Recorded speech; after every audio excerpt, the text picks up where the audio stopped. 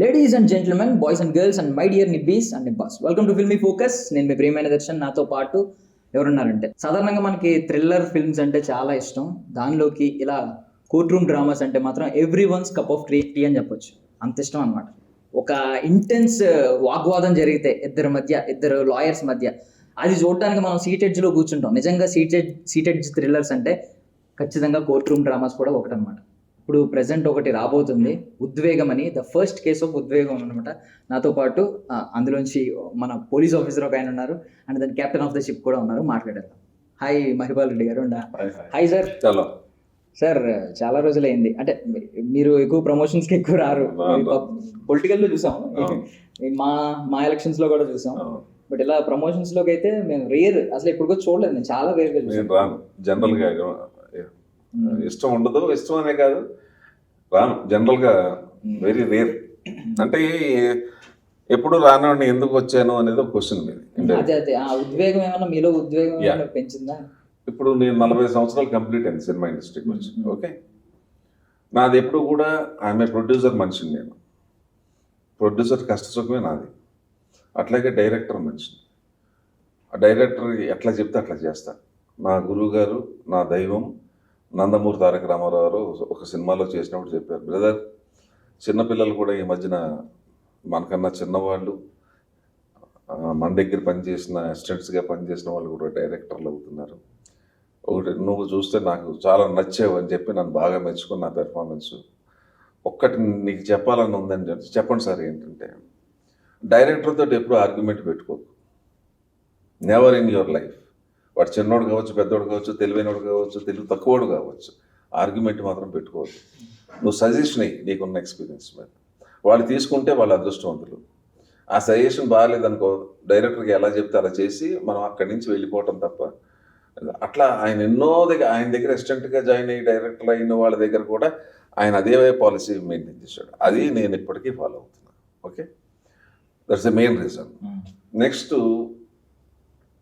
నేను అన్ని సినిమాలు చేయను. ఇప్పుడు ఎట్లకైతే ప్రమోషన్కి రాను, సినిమాలు కూడా ఎక్కువ చేయను. నేను నా ఫస్ట్ సినిమా నుంచి ఇప్పటి వరకు నేను నా మనసుకు నచ్చి నేను వేసే వేషం నా తగ్గట్టుగా, నా లెవెల్కి తగ్గట్టుగా ఉండి అది సినిమాకి లింక్ ఉంటేనే చేస్తాను, లేకపోతే చెయ్యను. ఎవరు ఎంత బలవంతం చేసినా, ఎంత డబ్బులు ఆఫర్ చేసినా చెయ్యను.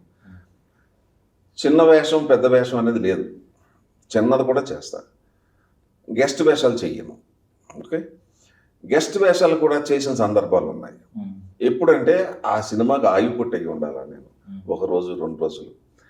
బహుశా నా కెరియర్లో ఒక 50 సినిమాలు వదిలేసి ఉంటాను ఈ ప్రిన్సిపల్ పెట్టుకోవటం వల్ల. నేను హీరోగా చేశాను అవన్నీ వదిలేండి, అవన్నీ పాత రోజులు. అట్లాగే డబుల్ హీరోగా కృష్ణ గారితో 8 సినిమాలు, కృష్ణరాజు గారితో, శోభన్ బాబు గారితో, చిరంజీవి, అందరితో చేస్తాను. చేయని వాళ్ళంటే అవ్వలేదు, పెద్ద పెద్ద వాళ్ళతో. వాళ్ళ దగ్గర కూడా నాకు ఇంపార్టెన్స్ ఉంటేనే చేసాను తప్ప నేను మామూలుగా చేయాలి సెకండ్ హీరోగా చేసాను అన్ని. సో నా క్యారెక్టర్ అది, నా ప్రిన్సిపల్. గెస్ట్ వేషాలు అది అసలు చేయను. అది కూడా ఏదైనా చాలా ఇంపార్టెంట్ అంటే చేస్తాను. అయితే ఈ సినిమాకి నేను ఒప్పుకోవడం కారణం ఏంటంటే, మొదట్లో ఈ డైరెక్టర్ నాకు ఫోన్ చేయడం జరిగింది, మహిపాల్ గారు. సరే, అందరిలాగే చెప్తూ మన సినిమా ఇండస్ట్రీలో ఒక మాట ఉంది, సార్ మీకోసం మీరు రాసిన స్టోరీ అంతా డైలాగ్ మీకోసం అంటుంది. అది జనరల్ ఫార్ములా 44 అందరూ ఉపయోగించారు. అట్లాగే చెప్పాడు, వచ్చినప్పుడు చూద్దాంలే, మాది షూటింగ్కి ముందు కాల్ చేస్తాం సార్ అంటే ఓకే అన్నాను. అయితే తర్వాత నాకు నిర్మాత గారు ఫోన్ చేశారు.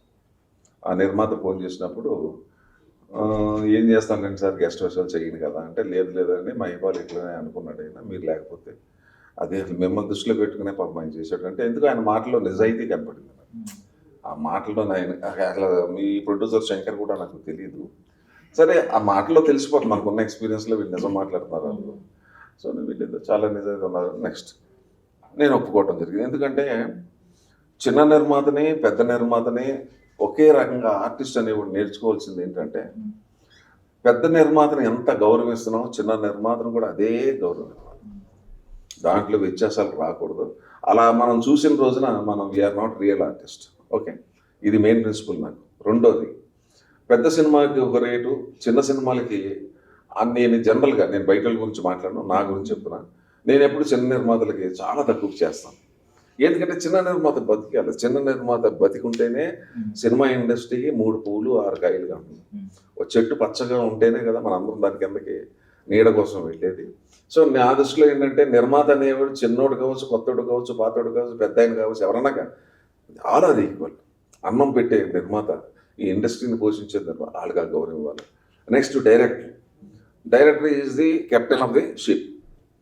అతను సంవత్సరం కష్టపడి ఏదేదో ఊహించి చేస్తాడు. మన ఆర్టిస్ట్గా అక్కడికి వెళ్ళిపోయి మనం ఆ పర్టికులర్ స్పాట్లో మనకేదో తెలుసు అని చెప్పి మనం ఏదో ఊహించుకోవడం కరెక్ట్ కాదు. బట్ మనం వినాలి, కథ వినాలి, నచ్చితే చెయ్యాలి, డీటెయిల్స్ అడగవచ్చు, అది తప్పు కాదు. అట్లాగే మనకి ఏదన్నా ప్రాబ్లం ఉన్నట్టు మనకి ఎక్స్పీరియన్స్ మీద మనం సజెషన్ ఇవ్వచ్చు. సజెషన్ ఇవ్వడం తప్పలేదు, వాళ్ళు తీసుకోవడం తప్పలేదు, తీసుకోకపోయినా కూడా నో ప్రాబ్లం. అట్లా ఏంటంటే ఈ సినిమాకి నేను ఒప్పుకోవడం జరిగింది. ఒక మెయిన్ మహిపాల్, ఇప్పుడు ఆయన అంటే ఫస్ట్ ఫిలిం ఇది, సో ఆయనకు ఉజ్వలైన భవిష్యత్తు ఉండాలని. అయితే ఏంటంటే ఈ ఉద్వేగం అనే కథ గురించి చెప్పాలంటే అందరూ చెప్పుకుంటారు. ఇప్పటికీ ప్రతి మనిషికి ఒక ఆవేశం, ఉద్వేగం, ప్రేమ, అనురాగం అన్నీ ఉంటాయి. ఉద్వేగం అనేది మనిషి ఏమైతుంది ఏదో టైంలో అతనికి ఉంటుంది. అది ఉద్వేగం లేకుండా మనిషి ఉండడం. ఆ ఉద్వేగానికి సంబంధించిందే వీళ్ళు ఈయన ఒక రకంగా రిస్క్ చేస్తున్నాడు ఈ సినిమాకి డైరెక్షన్ చేసి. ఎందుకంటే నా చిన్నప్పుడు ఎప్పుడో 40-50 ఏళ్ల క్రితం వచ్చిన సినిమా వక్తే నవ్వు సినిమా వచ్చింది, హిందీ సినిమా. ఓన్లీ కోర్టు, మొత్తం సినిమా అంతా కోర్టే. సిప్పి గారు అనుకుంటా దానికి, అందరు పెద్ద పెద్ద వాళ్ళు చేశారు, సునీల్ దత్, రాజ్ కుమార్, వీళ్ళందరూ చేసిన సినిమా. అటువంటి సినిమాలో అదొకటి. ఇటువంటి సినిమాలు ఏంటంటే తెలుగులో కూడా వచ్చాయి. కోర్టుకు సంబంధించిన సీన్స్ ఎక్కువ ఉండి కథాపరంగా చాలా అవసరం అనుకున్నప్పుడు దాన్ని హ్యాండిల్ చేయటం చాలా చాలా కష్టం. ఒక మాదిరి డైరెక్టర్ హ్యాండిల్ చేయలేరు. ఎందుకంటే దీంట్లో పెద్ద సాంగ్స్ ఉండవు, ఫైట్లు పెద్దగా ఉండవు, తర్వాత ఏంటంటే సస్పెన్సులు పెద్దగా ఉండి చావు దీంట్లో. ఇటువంటిది లాయర్స్ కోర్టులో హ్యాండిల్ చేయటం అనేది చాలా చాలా కష్టం. అది నేను షూటింగ్లో అబ్జర్వ్ చేశాను. అతను ఒక కన్విక్షన్ తోటి సినిమా మొదలెట్టాడు ఆయన. నేను అనుకోవటం చాలా బాగా తీశాడు ఆయన అనుకున్నదే తీశాడు ఆయన. మా ఆర్టిస్టులకి ఎప్పుడు స్వేచ్ఛ ఉంటుంది, మనం సజెషన్ ఇస్తాం, అది వేరే విషయం. ఆయన అనుకున్నది బాగా తీసాడు. అందుకని నేను సినిమా చూడలేదు ఇంతవరకు. అంటానికి ఏంటంటే నిర్మాతే నిదర్శనం. ఆ నిర్మాత గారు నాకు ఫోన్ చేసి మొన్న రోజు సినిమా చూపెడుతుంటే నాకు కొన్ని పరిస్థితులు రాలేకపోయాను. I'm very very very happy అండి. శంకర్ చాలా బాగా తీశారు జైపాల్. నేను మాత్రం నా ప్రోడక్ట్ మీద చాలా హ్యాపీగా ఉన్నాను. ఇంకా అంతకన్నా మనకి ట్యాగ్ ఎవరు అక్కర్లా. నిర్మాత హ్యాపీగా ఉంటే సినిమా బాగా వచ్చినట్టు. సో ఇటువంటి సబ్జెక్టులు ఆర్ట్ సినిమా అనుకోండి, ఏమన్నా అనుకోండి, ఈ సినిమా గురించి ఒక కథాపరంగా ఒక మనిషికి ఉన్నటువంటి ఎమోషన్స్ని ఎట్లా ఉంటాయో అట్లా. ఎందుకంటే నాకు ఎక్కువ డీటెయిల్స్ తెలియదు, బట్ నేను యాక్చువల్గా 2 days అని చెప్పి చేశాను. ఏంటంటే వీళ్ళని చూసి నా క్యారెక్టర్ కూడా ఫినిషింగ్ ఉంది సినిమాలో, ఆ కథకి లింక్ అయ్యి ఉంది నాది, కాబట్టి నేను ఒప్పుకోడు. కానీ ఏంటంటే తర్వాత 4 రోజులు నా క్యారెక్టర్ మీదే వర్క్ చేశారు ఇక్కడ కోర్టులో. అంటే ఎక్కడ క్వాలిటీలో కాంప్రమైజ్ కావాలి. ఇప్పుడు ఏంటంటే 2 days కదా పంపించేయచ్చు, నాకు కూడా అయిపోయింది కదా అనుకుంటాను. కాదు, వాళ్ళు అనుకున్నట్టుగా లేట్ అయినా కూడా నేను 4 days చేయటం జరిగింది. సో ఇన్ని కారణాల వల్ల ఈ సినిమా అందరూ చూసిన వాళ్ళందరూ కూడా బాగుంది అంటున్నారు. ఎస్పెషల్లీ ఎవరు చెప్పినా చెప్పకపోయినా నిర్మాత చాలా హ్యాపీగా ఉందంటున్నారు. సో నేను అనుకోవటం ఈయన ఫస్ట్ ఫిలిం చాలా బాగా చేసి ఉంటాడు అని నేను ఫీల్ అవుతున్నా. బట్ నేను షూటింగ్లో చూసింది మాత్రం I'm very happy with him. ఆయన తీసాడు. ఇంకోటి ఏంటంటే ఆయన ఏదైతే శివకృష్ణయ్య కావాలని పాపం ఆయన కోరుకున్నాడో అది నేను చేయటం జరిగింది. అలాగే నేను కూడా వెరీ హ్యాపీ, ఎందుకంటే నా వేషం ఆ సినిమాకి లింక్ ఉంది, దానికి మెయిన్ కీలక పాత్ర నేను చేసింది. That's very nice. సో ఈ సినిమా బాగా ఇటువంటి, ఎందుకంటే నేను లైఫ్లో వచ్చింది చిన్న సినిమాల నుంచి హీరోగా వచ్చాను. నేనేం సడన్గా పెద్ద సినిమాల్లో బుక్ అయినోడు కాదు. అన్నీ కూడా బడ్జెట్ సినిమాల్లోనే హీరోగా ఎక్కువ చేశాను, ఎన్ని సినిమాలు చేసినా. సో నేనేమంటున్నానంటే ఇక్కడ చిన్న పెద్ద అంటూ ఏం ఉండదు. సినిమా హిట్ అయితే పెద్ద సినిమా ఫ్లాప్ అయితే చిన్న cinema. This is the basic principle. కాబట్టి ఈ సినిమా మా నిర్మాత గారు కూడా ఆయనకి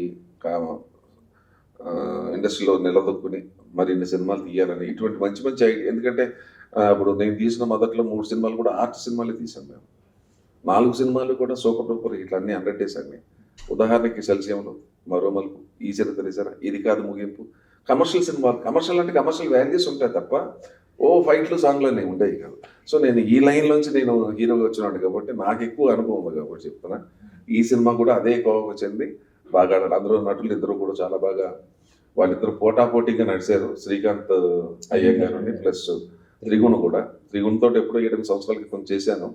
బట్ వీళ్ళిద్దరూ కూడా మనసు పెట్టి చాలా కష్టపడి, ఎందుకంటే మెయిన్ క్యారెక్టర్స్ వాళ్ళిద్దరే, సినిమా అంతా రన్నింగ్ వాళ్ళ మీదే వెళుతూ ఉంటుంది కాబట్టి వాళ్ళిద్దరు పోటాపోటీగా నటించారని చెప్పడంలో ఎటువంటి సందేహం కానీ డౌట్లు కానీ లేదు. మొత్తం టీం అంతా కూడా విష్ గుడ్ లక్. సినిమా బాగా ఆడాలి. Wish good luck. సినిమాతోటి మీరు నిలబడాలి, మీకు మంచి పేరు రావాలి, మీరు సినిమాలు కంటిన్యూ అవ్వాలి. ఇంకోటి ఏంటంటే, నేను ఎప్పుడు కూడా ఆర్టిస్ట్గా మళ్ళీ వీళ్ళు నాకు ఇవ్వాలి, నేను సినిమా చేయాలని ఎప్పుడు ఈ రోజు వరకు అనుకోవాలి. మనసా వాచా కర్మ త్రికం. అట్లాగే ఈ డైరెక్టర్ మళ్ళీ నాకు వేషం ఇవ్వాలని కూడా అనుకోను. నా డ్యూటీ ఏంటి అంతవరకే. ఇప్పుడు ఇదే మొత్తం నేను ఎన్ని సినిమాలు తీసినా మళ్ళీ 100 మందికి అన్నం పెడతాడు. అట్లాగే ఆ నిర్మాత సక్సెస్ అయితే మళ్ళీ 10 సినిమాలు తీస్తాడు, మళ్ళీ 100 మంది అన్నం భోజనం చేస్తారు. అదే నా ప్రిన్సిపల్. సో అట్లాగే ఈయన కూడా ఏంటంటే భవిష్యత్తులో చాలామందికి మళ్ళీ ఉద్యోగాలు ఇచ్చి అందరికీ మీరు చక్కగా వాళ్ళకి ఉపాధి కల్పిస్తారని ఆశిస్తూ హైటెక్. సో మీరు అప్పుడు ఆ రోజుల్లో మీరు అబ్జర్వ్ చేసిన ఫిల్మ్ మేకింగ్ కి ఇప్పుడు ఈ రోజుల్లో అబ్జర్వ్ చేసిన ఫిల్మ్ మేకింగ్ లో తేడాలు ఏం గమనించారు? మేజర్ తేడాలు ఏం గమనించారు? అంటే ఇప్పుడు ఛాలెంజింగ్ ఏమన్నా అనిపిస్తుంది ఈ డైరెక్టర్స్ కావచ్చు, ఎందుకంటే కొత్త కొత్త టూల్స్ వచ్చినాయి కదండి. అంటే రెండు రకాలు ఉంటాయి. ఒకటి ఏంటంటే అప్పుడు మాకు ఈ టెక్నాలజీ లేదు. మేము చాలా చాలా కష్టపడ్డాం. ఇక మామూలుగా కష్టపడలేదు. మాకు ఆఖరికి కార్వన్లు కూడా ఉండేవి కాదు. అది okay. Film it's very costly. 10,000 rupees ఆ రోజుల్లో ఫిలిం. ఆ ఫిలిము రెండో టేక్కి వెళ్తే ప్రొడ్యూసర్ లాస్. అసలు పెద్ద పెద్ద ఆర్టిస్టులతో చేసినప్పుడు రెండో టేక్కి వెళ్తే ఆ ఆర్టిస్ట్కి మ్యాక్సిమం 2. అంతమంది 20 మంది ఆర్టిస్టులు ఒక ఆర్టిస్ట్ తప్పు చెప్పినా మళ్ళీ మొదటి నుంచి రావాలి. చాలా కష్టం అది. అందరూ నర్వస్గా ఫీల్ అయ్యేవారు. ఇప్పుడు అది లేదు. ఇప్పుడు అంతా డిజిటల్ వచ్చేసింది. ఎన్ని టేకులు తిన్నాయి అంటే టేకులు తింటారని కాదు నేను చెప్పేది, అది వెరీ ఈజీ. తర్వాత ఏంటంటే అప్పుడు మేము 30 days మ్యాక్సిమం సినిమా, 5 నెలలు సినిమా రిలీజ్ అయిపోయి. ఇప్పుడు సినిమా ఒక తీయడానికి సంవత్సరం పడుతుంది.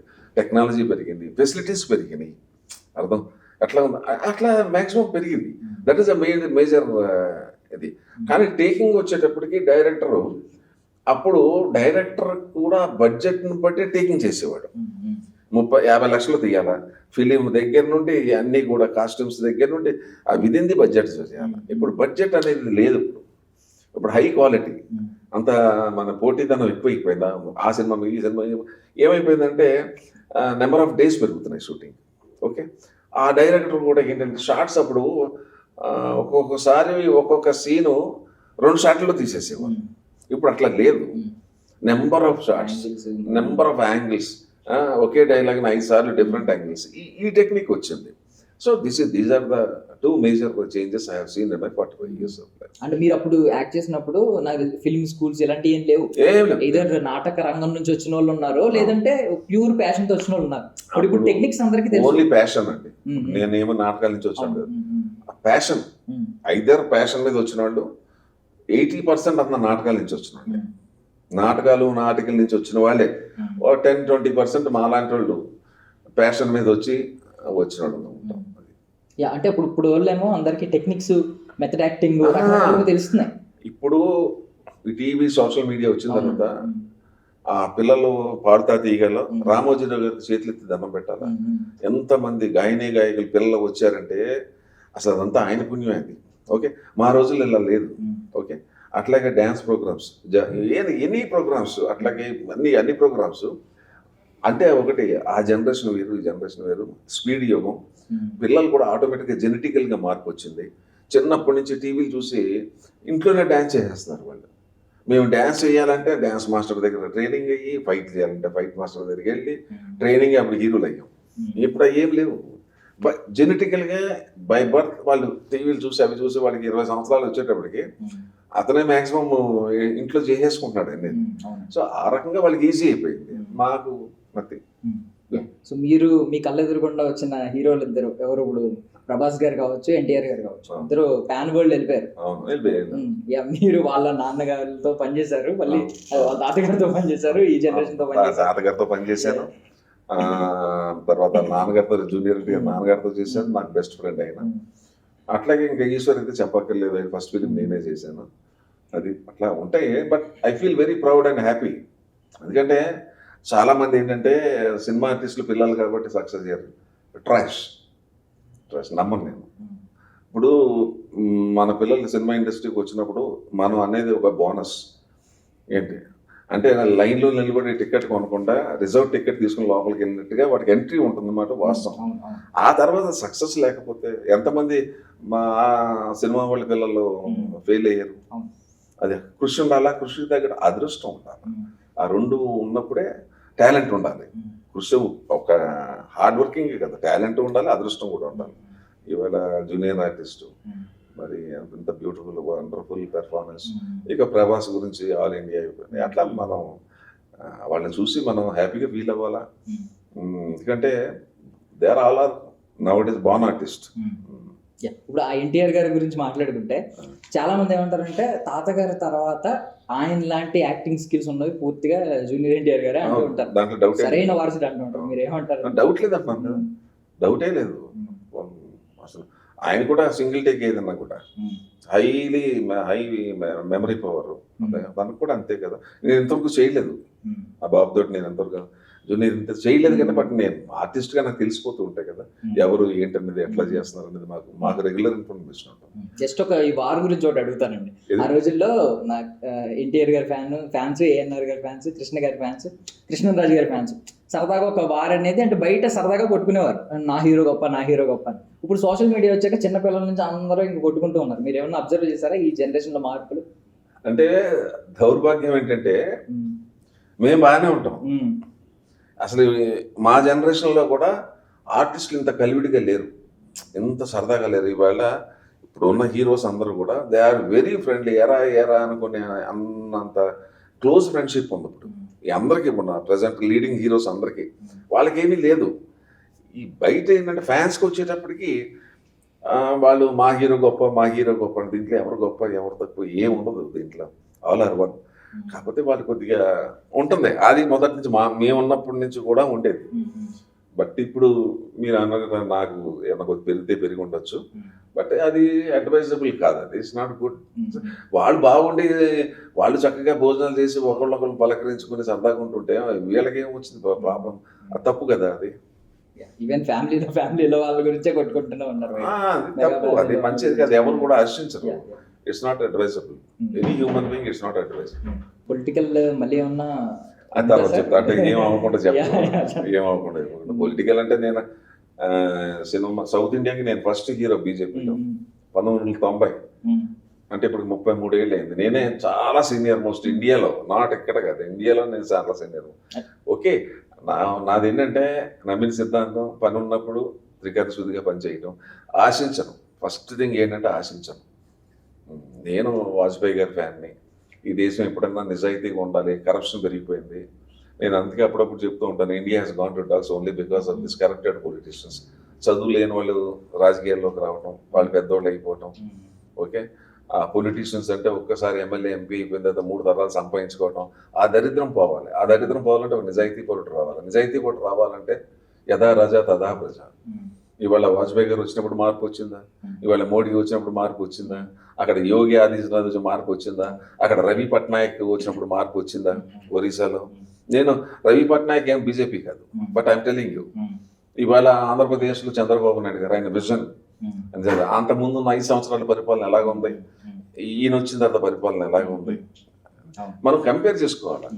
అసలు నేను అందరికన్నా ముందు నేను I was a great fan of Lal Bahadur Shastri, Congress. నాకు పార్టీలు కాదు ఇక్కడ, ఆ వ్యక్తి ఆ వ్యవస్థ నడపాలంటే ఆ వ్యక్తి ఏ కులం కానీ, ఏ మతం కానీ, ఏ పార్టీ కానీ మనం అభిమానించాలా. అటువంటి వాళ్ళు రావాలని కోరుకోవాలి ఇంకా భవిష్యత్తులో కూడా. కొత్త వాళ్ళు వచ్చి భారత్ తీసుకొస్తున్నారు అంటున్నారు. పవన్ కళ్యాణ్ గారు వచ్చారు మన సినిమా ఇండస్ట్రీ. నేను ఎప్పుడో ఒక 10 ఇంటర్వ్యూలో చెప్పాను. నేను 2 సంవత్సరాల క్రితం చెప్పాను heal become very good leader అని. 2 సంవత్సరాల క్రితం చెప్పాను, 2 సంవత్సరాలు, మొన్న ఎలక్షన్ బిఫోర్ కూడా చెప్పాను అతను he will become a very good leader అని చెప్పాను. అయ్యాడు కదా. అదేం పెద్ద బ్రహ్మ విద్య అని జ్యోతిష్యం కాదు, మనకున్న అనుభవంలో ఆ వ్యక్తికి ఉన్నటువంటి క్యారెక్టర్ని బట్టి మనం చెప్పగలుగుతాం. అది ఇప్పుడు సాధారణంగా ఇలాంటి కోర్ట్ రూమ్ డ్రామాస్ సినిమాలు తీసినప్పుడు ఏమనుకుంటాం అంటే డైరెక్టర్ మీద ఒక మార్క్ పడుతుంది. ఏమంటే ఇంటెలెక్చువల్ డైరెక్టర్ అయి ఉంటాడు, డైరెక్టర్ అయి ఉంటాడు. అంటే ఇంటెలెక్చువల్ గా కలదా పక్కకు పెడితే హ్యాండిల్ చేయడం కష్టం. హ్యాండిల్ చేయాలంటే బుర్ర ఉండాలి.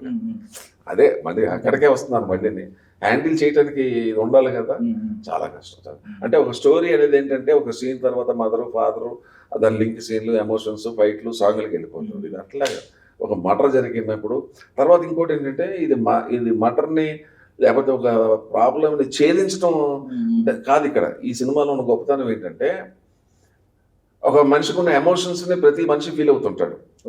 ఒక ఒక ఒక అడ్వకేట్, ఒక హీరో ఒక రకంగా అనుకుంటాడు, అవతల పక్క ఆ లాయర్ ఇంకోటి అనుకుంటాడు, ఆ జడ్జి వేసిన సురేష్ గారు ఆయన సీనియర్ మోస్ట్ ఆర్టిస్ట్, ఆయన పర్సెప్షన్ ఒక రకంగా ఉంటుంది.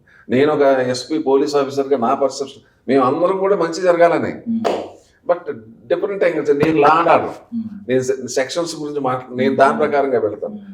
జడ్జి ఏమో ఆయన సెక్షన్ ప్రకారంగా దాని రూల్ ప్రకారం ఆయన వెళ్తాడు. లాయర్గా, అడ్వకేట్స్గా వీళ్ళకున్న పరిధిలో సెక్షన్స్ ప్రకారంగా వాటి ప్రకారం సెక్షన్ వాటి మీద వీళ్ళ ఆర్గ్యుమెంట్ ఉంటుంది. సో ఎవరు వాళ్ళు నిష్ణాతులే కదా ఎవరి డిపార్ట్మెంట్లో వాళ్ళు. ఇప్పుడు నేను అలా చేయటం తప్పు కాదు, జడ్జి అలా చేయడం తప్పు కాదు, లాయర్ తప్పు కాదు. ఫైనల్గా everything judge will decide what ever it. అది కాన్సెప్ట్. అది చాలా కష్టం మెయింటైన్. అది దాన్ని డాట్స్ అన్ని కలపటం చాలా కెపాసిటీ కావాలి. అది నేను ఓపెన్ చెప్తాను, మీరు ఎవరు పుట్టలేదు. వక్త్ అనే సినిమా వచ్చింది, కావాలప్పుడు వెళ్ళి చూసుకోండి. ఫస్ట్ ఫిలిం ఇండియన్ స్క్రీన్ మీద ఇట్లా అడ్వకేట్స్ మీద కోర్టులో వచ్చింది ఫస్ట్ ఫిలిం అది. అంటే ఇప్పుడు దాని గురించి ఏమో కదా సార్, లాస్ట్ ఒక డైలాగ్ పెట్టారు, ఈ కేసు నేను గెలవడం కాదు, వాళ్ళు గెలవడం కాదు, అందరూ గెలవాలనేదో సార్, హరిప్రసాద్ గారు గెలవాలి, నేను గెలవాలనేదో హీరో చెప్తాడు ఒక డైలాగ్. ట్రైలర్ ఎండింగ్ లో ఉందన్నమాట మన డైలాగ్. మీరు చెప్పిన కాన్సెప్ట్ ఇప్పుడు అర్థమైంది. అంటే తప్పేం కాదు అది. ఎవరి మళ్ళీ ఇప్పుడు చట్టం ఎలా ఉంటుందంటే చాలా గమ్మత్తుగా ఉంటుంది చట్టం. ప్రజలను దృష్టిలో పెట్టుకుని ప్రజలను దృష్టిలో పెట్టుకునే చట్టాలు రూపొందిస్తారు. మనిషి యొక్క నీతిని దృష్టిలో పెట్టుకుని ధర్మం రూపొందిస్తారు. ఇక అప్పుడు అలాగే ఉంటుంది చట్టం అనేది ఉంటుంది. కానీ ఈ చట్టాల్లో సవరించాలి. భారతదేశంలో నాకు తెలిసిండి ఓ 30-40 సవరణ చేయాలి, అమెండ్మెంట్ చేయాలి. ఇప్పుడు తాతల నాటి కాలంలో ఎప్పుడు కూడా మీకు కాలమాన పరిస్థితులు మారిపోతూ ఉంటుంది, చట్టాలు కూడా మార్చవలసిన అవసరం ఉంటుంది. అప్పుడు ఇంత జనాభా లేరు, ఇప్పుడు జనాభా పెరిగింది. అప్పుడు ఇంత పొల్యూషన్ లేదు, ఇప్పుడు పొల్యూషన్ ఉంది. ఇవన్నీ ఎప్పటికప్పుడు మార్చుకుంటూ వెళ్ళాలి. ఇప్పుడు ఈ ఇండియన్ పీనల్ కోడ్లో చాలా లూప్ హోల్స్ ఉన్నాయి. ఈ లూప్ హోల్స్ని దుర్మార్గులు అడ్డు పెట్టుకుని బయటకు వచ్చేస్తుంటారు. దట్ ఈస్ ద మెయిన్ ఈ సబ్జెక్ట్ యొక్క పాయింట్ అయ్యి ఉంటుంది. దానికి తోడు ఏంటంటే ఎవరి ఉద్దేశం వాడది, ఉద్వేగం. అదే ఉద్వేగం టైటిల్. సార్ మీరు ఆల్రెడీ నాకు తెలిసి పోలీస్ క్యారెక్టర్స్ కూడా చేశారు ఇంతకుముందు. సో ఇప్పుడు మీకు చేసిన అన్ని క్యారెక్టర్స్ లో ద బెస్ట్ అంటే ఏం చెప్తారు మీ ఒపీనియన్ లో? ఏ పర్టికులర్ మొత్తం మీరు చేసిన అన్ని క్యారెక్టర్స్ లో ద బెస్ట్ అంటే ఏ సినిమాలో అంటారు? నేను హీరోగా చేసిన పక్క పెడదాం, ఎవరు చెప్పినా కూడా అమ్మ నువ్వు హీరోగా పెట్టి చెప్పామంటారు. నేను చేసినవి కూడా ఫస్ట్ 3 సినిమాలు హీరోలు అన్నీ 100 డేస్. ఆ గొప్ప సినిమాలు అవన్నీ కాదండి. నేను బయట సంస్థల్లో చేసింది తక్కువ రోల్ అయినా చాలా ఈ రోజుకి నన్ను ఆ డైలాగ్ చెప్పమంటుంటారు ఎక్కడన్నా బయటకు అన్నప్పుడు. ఫస్ట్ ఫిలిం ముందడు అంటే ఇద్దరు హీరోలు, కృష్ణ గారు, శోభన్ బాబు గారు, జయప్రద గారు, జయసుధ, తర్వాత ఇంకా ఇండస్ట్రీలో ఉన్న దిగ్గజాలు అందరూ ఉన్నారు. దాంట్లో నాకు స్పెషల్ గెస్ట్ వేసు. అసలు ఆ సినిమా నేను ఇప్పటికీ మర్చిపోలేను. Next the best cinema Hindi picture లావారీస్ని తెలుగులో తీశారు. రామారావు గారికి ఫస్ట్ ఫిలిం మన దేశం, లాస్ట్ ఫిలిం నా దేశం. నా దేశంలో నేను స్పెషల్ క్యారెక్టర్ వేయటం జరిగింది. These are my 2 best films. ఇక హీరో ఎన్నో సినిమాలు చేసినా నేను సొంతంగా తీసిన సినిమా ఆడపడుచు. నేను పోలీస్ ఆఫీసర్. అక్కడి నుంచి నాకు పోలీసు సెంటిమెంట్ అయిపోయింది. నిర్మాతలు నేను పోలీస్ వేషం వేసుకుంటే సినిమా బాగుంటుందని చెప్పేసి చాలా రకంగా కూడా చాలా సినిమాలు చేశాను. ఫస్ట్ మాత్రం నా దేశం ముందడుగు, ఆ 2 చిత్రాలు మాత్రం ఈ రోజుకి నాకు చాలా మంచి పేరు. సో ఈ 40 ఏళ్లలో ఇన్ని క్యారెక్టర్లు చేసిన తర్వాత కూడా ఏదైనా ఒక క్యారెక్టర్ ఇంకా చెయ్యాలని మనసులో ఏమైనా ఉందా సార్? నేను ఫస్ట్ ఫిలిం నేను ఫాదర్గా చేసింది ఇది మన జయం. దాంట్లో కూడా నాకు చాలా మంచి పేరు వచ్చింది. సో నేను తాపత్రయం పడినా అది చెయ్యాలి అన్నప్పుడు నాకు తగ్గట్టుగా వస్తే ఒకరోజు వేషాన్ని ఈ మధ్యన రీసెంట్గా మా బాలయ్య బాబు గారితో వీరసింహారెడ్డి అది యాక్చువల్గా మా మేకప్ మ్యాన్ ఫోన్ చేసి అన్నాడే నీకు తెలుసు కదా నేను గెస్ట్ వేసాను. లేదు సార్ బాలయ్య బాబు గారు ఆ మాట ముందు చెప్పలేదు అని చెప్పి. అంటే ఎప్పుడే ఉందంటే ఇష్టం ఉంటే కష్టం ఉండదు, ఇష్టం ఉంటే కష్టం ఉండదు. ఉదాహరణ ఏంటంటే వీళ్ళిద్దరు ఇష్టపడ్డాను ఈ సినిమాకి వచ్చాను చెప్తాను మాట వరుసకి. అదే తెలియకపోతే నాకు కష్టం అనిపిస్తుంది. అది ఓన్లీ వన్ డే వేషం ఇస్తాను, అది సినిమాకి లింక్. బాలయ్య బాబు గారికి నాకు ఉన్నది ఆ సినిమాకి లింక్. నేను ఇప్పటికీ అందరికీ చెప్పొచ్చేది ఏంటంటే నేనుంటే నా రేంజ్కి తగ్గట్టు సినిమాకి లింక్ ఉండి గుర్తుండేటట్టు ఉంటే గెస్ట్ వేషం కూడా వేస్తాను. ఉదాహరణ ఏంటంటే ఈ సినిమా. సో ఇప్పుడు అప్కమింగ్ ఈ జనరేషన్ లో ఉన్న ఆర్టిస్టులు మీ నుంచి ఏమన్నా సలహా కోరుకోవాలనుకుంటే వాళ్ళు ఏమన్నా అడుగుతూ ఉంటారు కదా, వాళ్ళు అడగరు, అడిగినా కూడా మాకు చెప్పరా? ఎప్పుడు కూడా ఆకలి వేసినప్పుడే అన్నం పెట్టాలి, అప్పుడే బాగుంటుంది. అంటే ఏమీ లేకుండా తినమంటే తినరు. ప్లస్ ఈయనకి ఎందుకంటే నేను లైఫ్లో 40 సంవత్సరాల నుంచి ఒకటి నేర్చుకున్నా, clarity in mind and purity in heart. ఈ రెండు మెయింటైన్ చేస్తాను. నాకు కాంట్రవర్సీలు ఉంది అంటే ఇక్కడ కాంట్రవర్సీ ఉంటే అట్నుంచి వెళ్ళిపోతాను. నాకు దాంట్లో లక్షలు పోయినా పర్వాలేదు, డబ్బు గురించి కాదు, నాకు పీస్ ఆఫ్ మైండ్ ఉండాలి. చెడుకి మనం దూరంగా వెళ్ళిపోతున్నప్పుడు అసలు మనకి కాంట్రవర్సీ ఎక్కడ వస్తుంది? మనంతా మనమే దూరంగా వెళ్ళిపోయింది.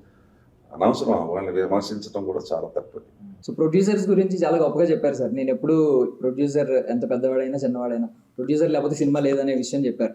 మనం ప్రొడ్యూసర్ గారు ఏంటి అంటే కొంతమంది ఇచ్చే చేయి ఎక్కువ ఉంటుంది, కొంతమంది పాపం చాలా తెలివిగా ఆలోచిస్తూ ఖర్చు పెడుతూ ఉంటారు. మరి ఈయన ఎలా ఉన్నారు? ఈయన తెలివైన ఆయనలా చాలా రిజర్వ్డ్గా ఖర్చు పెట్టారా, పాపం ఇస్తూ ఉన్నారా, డైరెక్టర్ మీద పూర్తిగా వదిలేశారా ఏంటి? చెప్పాను కదా, ఫస్ట్ నాకు ఫోన్ చేసింది డైరెక్టర్. అందరూ ఇలాగే అంటారు మీకోసం సినిమా అంటే మిమ్మల్ని దృష్టిలో పెట్టుకునే సినిమా. ఇవన్నీ మామూలు విని 45 ఏళ్ళు అయిపోయింది ఎక్స్పీరియన్స్. అట్లాగే అనుకుని దాన్ని విస్మరించాను. తర్వాత ఈయన ఫోన్ చేశారు. ఈయన కూడా ఎప్పుడు చూడలేదు అసలు, ఈయన ఫేస్ కూడా నాకు తెలియదు అసలు.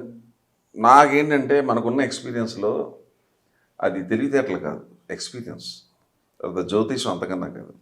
ఈయన మాటలో నిజాయితీ అనిపించింది నాకు. మా డైరెక్టర్ని మొదటి నుంచి మీ పేరే చెప్తున్నాడండి, నేను కూడా మీరైతేనే బాగుంటుంది అని అన్నారు. నేను మనిషిని చూడకుండా ఈయన నిజాయితీ నేను కనిపెట్టాను. నేను ఓకే చేస్తాను. ఇందాక చెప్పినట్టుగా నేను సినిమా ఇండస్ట్రీకి ఆర్టిస్ట్కే కాదు టెక్నీషియన్ ఎవరైనా కానీ ఈ ఇండస్ట్రీలో ఉన్న వాళ్ళందరికీ 2 కళ్ళు ఎలాగో ఫస్ట్ నిర్మాతకి ఇవ్వాలి, డైరెక్టర్ కూడా కాదు. నేను డైరెక్టర్ కూడా ఫస్ట్ ఇంపార్టెన్స్ ఇవ్వను.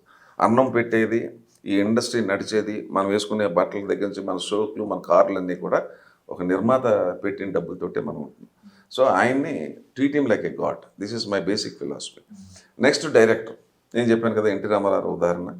అది మన ముందు కళ్ళ ముందు పెరిగిన మన కుటుంబ సభ్యుడే పొద్దున్న డైరెక్టర్ అయినా మనం క్రాస్ క్వశ్చన్ చేయకూడదు, చెప్పింది చెప్పినట్టుగా చేసి వెళ్ళిపోదు. ఎన్టీ రామారావు గారు చెప్పాడు నాకు. మనం సజెషన్ ఇస్తాం, తీసుకుంటే వెళ్ళను గుడ్, బాగుంటే బాగాలేదు వెళ్ళను గుడ్. ఈయన నేను ఇంతకు మునుపు నేను మనవి చేసినట్టు 2 డేసే కదా అని నేను వీళ్ళ సినిమాకి వెళ్ళాను. అక్కడే నేను ఫస్ట్ టైం ఈయన చూశాను. చూసిన తర్వాత కొన్ని కారణాల వల్ల ఈ సినిమా చాలా టిపికల్ సబ్జెక్ట్, ఇది అందరూ హ్యాండిల్ చేయడం మరీ కష్టం. మీరు ఎవరో పుట్టకముందని చెప్పాను, భక్తి గురించి చెప్పాను. ఆ రోజుల్లో వచ్చిన ఫస్ట్ ఇండియన్ స్క్రీన్ మీద వచ్చినటువంటి కోర్టుకు సంబంధించిన సినిమా. మళ్ళీ ఈ సినిమా చాలా కష్టం, హ్యాండిల్ చేయటం చాలా కష్టం. అయితే నిర్మాత కోఆపరేట్ చేయకపోతే డైరెక్టర్ ఏమీ చేయలేడు. మొత్తం ఈ నిర్మాత చేతిలో ఉంటుంది. ఆ నిర్మాతకి ఆ ప్యాషన్ ఉండాలా, నా సినిమా బాగా రావాలనుకోవాలా, ఖర్చుకి వెనకాడకూడదు. ఏది సినిమా పరంగా ఖర్చు కంటే వేరే కాదు, బయట ఖర్చులు తగ్గించుకోవాలా, సినిమా మీద మాత్రం కాంప్రమైజ్ అవ్వకూడదు. అది 100కి 100 శంకర్ గారి దగ్గర ఉంది. తర్వాత 2 డేస్ అనుకున్నది, 2 డేస్ అయిపోయింది కదా, నేను నా అయిపోయినట్టే లేదంటే ఇంకా 2 డేస్ పడుతుంది అన్నారు. అది నేను మళ్ళీ 2 డేస్ 4 డేస్ అది చేశాను. త్రిగుణతో కానీ ఆయనతో కానీ శ్రీకాంత్ గారితో చేయవలసి వచ్చింది. అంటే ఇక్కడ మీరు అర్థం చేసుకోవాల్సిన పాయింట్ ఏంటంటే కాంప్రమైజ్ అవ్వాల, క్వాలిటీ విషయంలో కాంప్రమైజ్ అవ్వాల. మరి 2 డేస్ అంటే ఎక్స్ట్రా ఖర్చే కదా. అనుకున్న బడ్జెట్కి అనుకున్నదాన్ని ఒక ఆర్టిస్ట్కి ఇంత అని అనుకుంటారు, మాట రోజు చెప్తా, లేకుంటే రోజుకి ఇంత అని అవుతుంది. నెంబర్ ఆఫ్ డేస్ పెరిగితే మరి నిర్మాతకి ఫైనాన్షియల్ కష్టం అవుతుంది. అందులో చిన్న సినిమాలు బాగా సెటిల్ అయిపోయిన పెద్ద ప్రొడ్యూసర్ గురించి మనం ఇవన్నీ మాట్లాడాల్సిన సందర్భం రాదు మనకి. బట్ ఒక చిన్న నిర్మాత ఇండస్ట్రీకి ఆగిపోట్లు అంటారు, ఆ ప్యాషన్ ఉండబట్టి ఆ మంచి సినిమా తీయాలని ఉద్దేశంతో నేను మళ్ళీ 2 days ఎక్స్ట్రా చేశాను 4. దీన్ని బట్టి మీకు అర్థమైపోయి ఉంటుంది ఆయనకు సిన్సియారిటీ కానీ అది డబ్బులతో కూడా వెనకాడలేదు. నా సినిమా బాగా రావాలి, సినిమా బాగా రావాలి, సినిమా బాగా రావాలి. ఇప్పుడు అసలు యాక్చువల్గా ఏంటంటే డైరెక్టర్ ఎంత గొప్ప స్టోరీ చెప్పినా నిర్మాత నేను తీయడం అంటే చేసేది ఏమీ లేదు. డైరెక్టర్ ఆ డైరెక్టర్ కూడా ఆ ప్యాషన్ ఉండబట్టి టిపికల్ సబ్జెక్ట్ ఎన్నుకున్నారు. ఈ టిపికల్ సబ్జెక్ట్ చెప్పాను కదా, చాలా చాలా చాలా కష్టం హ్యాండిల్ చేయడం. ఆ టిపికల్ సబ్జెక్ట్ ఎన్నుకోవటమే ఈయన ఉన్న క్వాలిటీ. సో పాపం ఇంతకుముందు 2-3 సినిమాలు తీశారు. ఈ సినిమా చాలా టిపికల్, చాలా రిస్క్ చేశారు. న్యాయంగా చెప్పాలంటే నేను సీనియర్ ప్రొడ్యూసర్గా చెప్తాను, చాలా రిస్క్ చేసినట్టే. ఈ ప్యాషన్ అనేది చాలా డేంజరస్. ప్యాషన్ అనేది ఎక్కడికో తీసుకెళ్ళిపోతుంది. ఆ ప్యాషన్ ఉన్నవాడు చాలా గొప్ప సినిమా తీయాలని చెప్పి డబ్బుకి వెనకాడకుండా ఒక్కోసారి అది సక్సెస్ అయిన తర్వాత చాలా హ్యాపీగా ఉంటాం. జనరల్గా కమర్షియల్ సినిమాలు కాదు, ఫైట్లని, సాంగ్లని, డ్యాన్సులని పెట్టేసి 4 రూపాయలు సంపాదించేదంటే వీళ్ళు ఈ సినిమా తీయకూడదు. నెక్స్ట్ ఏంటంటే త్రిగుణతో కూడా 2 సినిమాలు చేశాను.